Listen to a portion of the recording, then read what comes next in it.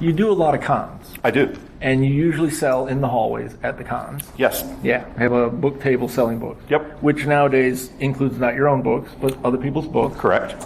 You have a publishing house named Falstaff? Yes. I am the owner and publisher of Falstaff Books. Okay. We opened in 2016, and since then we've published over 150 titles. Wow. Okay. We did 40 titles in 2018, and I just had a meeting with my editor last week where we realized that from July to December of 2019, we have about 40 titles that we want to get out.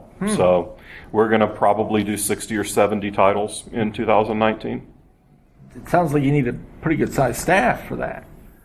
I mean, you need an editor. Oh, I have multiple editors. I have one editor that is salaried, and everyone else is contract labor. Okay. And But you had to vet them still. Oh, absolutely. Right. Absolutely. They've all been vetted. Okay. Some are people that we have trained. Okay. You know, we find people who, well, I have a master's in English. Okay, that's great. Have you ever edited fiction? Well, no. Okay, well, here's the Chicago Manual of Style. Here's our style guide. Here's 10 pages of a novella. Go take a look. We get what they do back, and we're like, okay, so here are the pieces that you missed. Here are the pieces that you corrected that weren't actually incorrect. And you work with them to grow. Okay. Because a large part of the job of a small press is to nurture and build authors. I look at publishing a lot of times as a farm team system. We're double A ball. You know, it's like baseball. When you start playing professional baseball, you're not going to make a living playing professional baseball at the double A club level. Okay. You're not going to make a living writing for most small presses. You're frankly not going to make a living writing for a lot of big presses. Well, yeah. But my job is not to put someone on the New York Times bestseller list with their very first release from Falstaff. My job is to take a writer who's 80% of the way there, get them the next 20% of the way there, and then they can go to Baen or Tor or Daw or Penguin and hit the New York Times bestseller list there. Then we all get paid on their backlist. Because you still have their Because titles are evergreen now. With ebooks, there's no shelf space. Audiobooks don't take up shelf space in bookstores because audiobooks are primarily digital now. Yeah. So there's no reason for anything to go out of print. Yeah, a few years ago I was interviewing Nancy Kress, and she said that she was in the process of gathering together all her old backlist stuff so that she could put it up as digital. Absolutely. Yeah, because, of course, then it would never be out of print. Right. Yeah. And the quality of print-on-demand printing today is such that there's no need for anything to ever go out of print. If you can find good cover artists and pay good professional cover artists and layout people, you can publish whatever you want through Ingram, and your hardcover book will come off the same line as a lot of the others that you buy in a bookstore. Yeah. Talking about promotion, there's different types of promotion in different venues. Like, say, if you're doing a panel, which we are. Yeah. By the way, I'll be in Authors Alley tomorrow night, 8 to 11. I was going to ask how you promote during panels. That's an example. Most of the time, the moderator at the end, right before you wrap up, you try and get how them. do we find out more? How do we your find work? you? Where can we find you? I will almost always find a way to mention, yes, and this book is on sale in the dealer room at the Falstaff Books table. Okay. Because I am a shameless whore. Well, you have to promote. We all have to promote. And here I don't have a table in the dealer room, so I'll be in Authors Alley for 3 hours. Okay. But I tend to work that a little more than most writers because my job is to sell books. Especially now that I'm publishing other people's work. When I am attending a convention as Falstaff Books and I'm buying a table in the dealer room, I'm carrying a lot of other people's stuff. So I'm not just promoting myself. And at some conventions, I might be the publisher for a large percentage of the writing guests. At Con Carolinas last month, or earlier this month, I published 20% of the guests. Wow. Not just the writing guests. The whole guest list. Wow. Yeah. Yeah. Okay. I live 15 minutes from the convention hotel. Oh. It's my home con. Okay. So there's a lot of local authors, I guess. Yeah, there are. There are a lot of North Carolina-based authors. Okay. Robbie and I were at Jordan Con earlier this year. I published a fair number of people that were down there at Jordan Con. Okay. How long have you had your own publishing house? We opened in 2016. Okay. Yeah, so this is year 4. Okay. Okay. And if someone wants to submit to your house?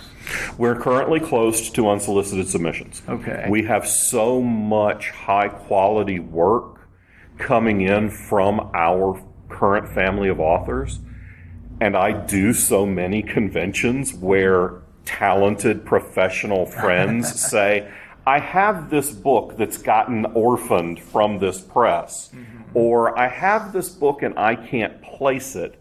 So if someone wants to submit to Falstaff right now, see me at a convention and pitch me at the con. I take pitches at every convention I'm at, even if I'm just attending.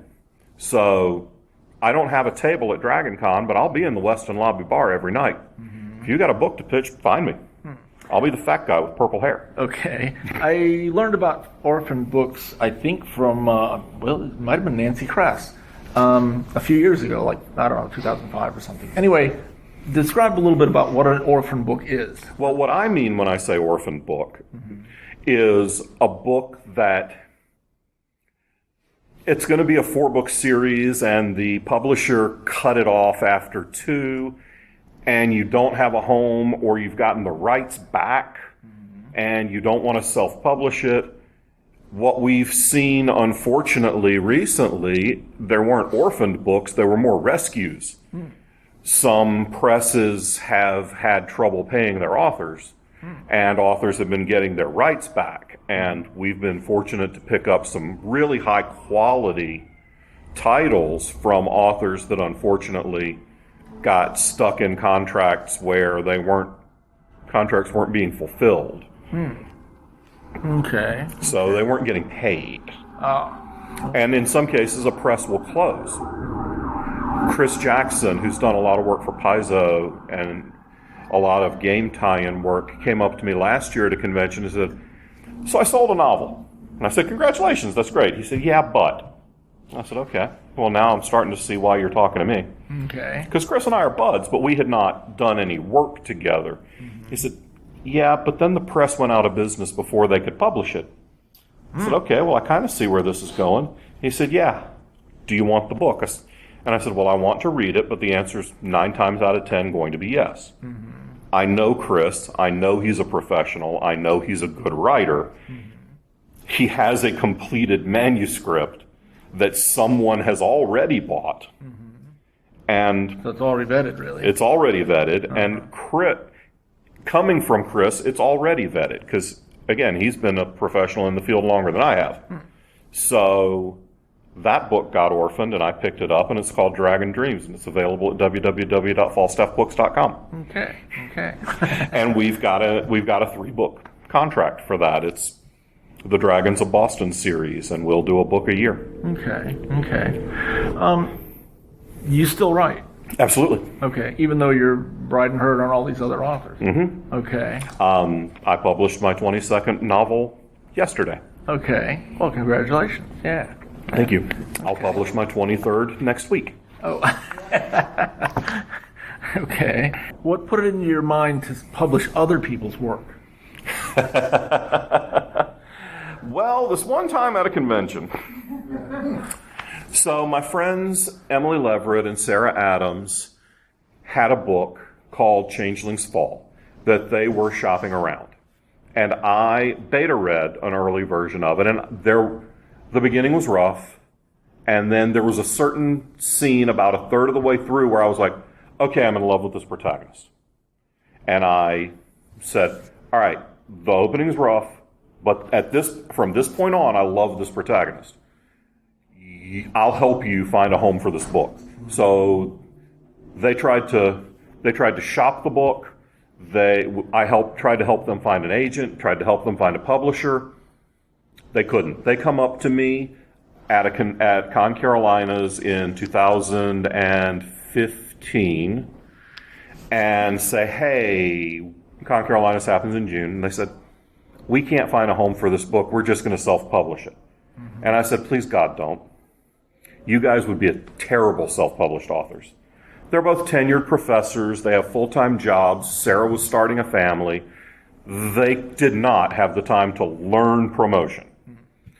I said, look, if you can't place the book by the end of this year, I'll publish it for you. Along about November, I got an email, and they said, so guess what? I was like, oh, well, I guess I got to start a publishing company. And that's how Falstaff Books was born. Huh. Changeling's Fall was the first full-length novel we ever published. Okay. The third book for that series should be out next year. And it looks like we're out of time. Oh, did we get a stop order? Oh, okay. We did.